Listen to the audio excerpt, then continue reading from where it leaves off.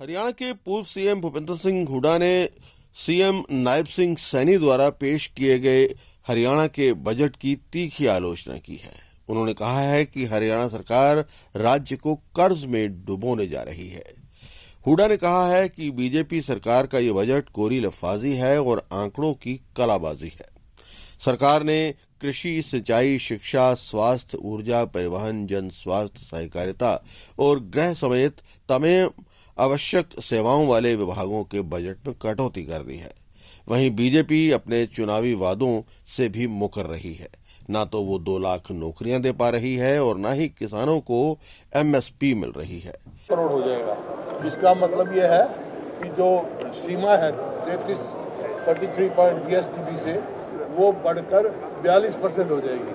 तो debt trap में की तरफ कदम जा रहे हैं, क्योंकि देखिए किसी भी प्रदेश के विकास के पैमाने होता है बजट का कि शिक्षा में क्या किया है, स्वास्थ्य में क्या है, कृषि क्या है। ये मुख्य वो है विभाग।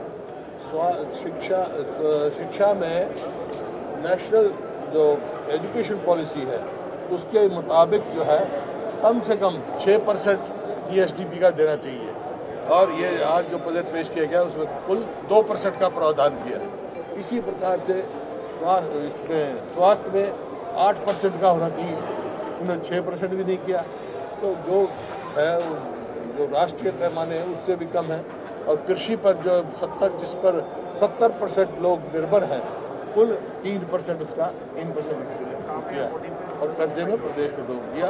तो ये बजट जो है सिर्फ आंकड़ों का खेल है, कोई प्रगति की तरफ कोई इसका कदम नहीं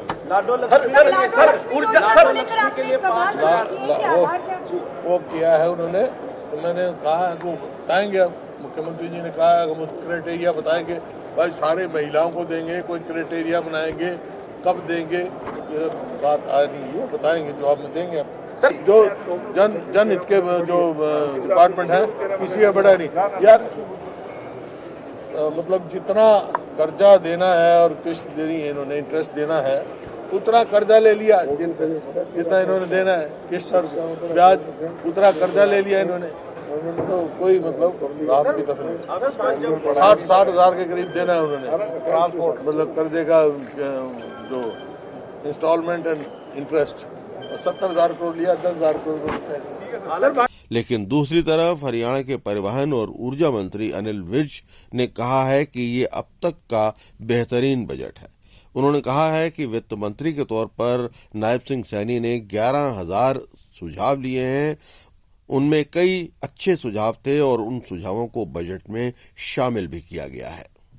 इसमें लगभग मुख्यमंत्री जी ने 11,000 लोगों के सुझाव लिए हैं और उनको इसमें शामिल भी किया गया, और हर वर्ग को, हर क्षेत्र को, हरियाणा के चप्पे चप्पे को तक विकास पहुंचाने के लिए इसमें प्रावधान किए गए। और मैं समझता हूं कि ये आज तक के, मैंने तो बहुत बजट सुने हैं, तो मैं समझता हूं कि आज तक के जितने बजट पेश किए गए हैं उनमें सबसे बेहतरीन बजट। लाडो लक्ष्मी योजना को लेकर काफ़ी चर्चा हो रही थी, अभी उसमें प्रावधान तो कर दिया गया, लेकिन इम्प्लीमेंट कब तक? देखिए, एक चीज सारा देश जानता है कि भारतीय जनता पार्टी जो कहती है वो करके दिखाती है।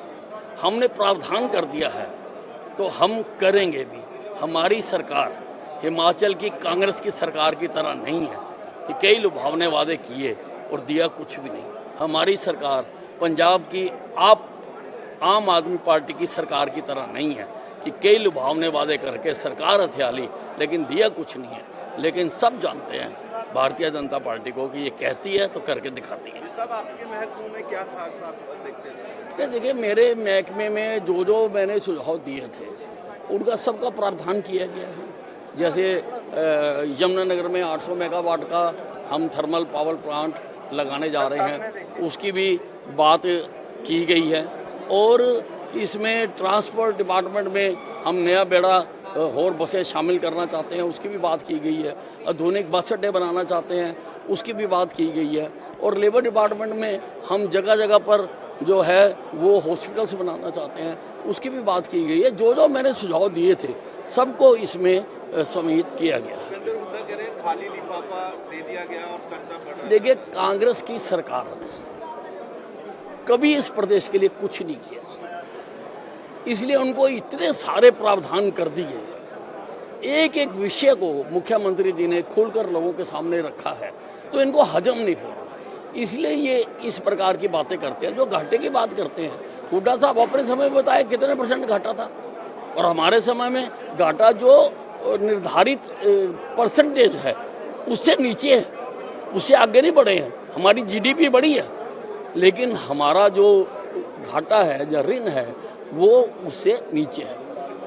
सर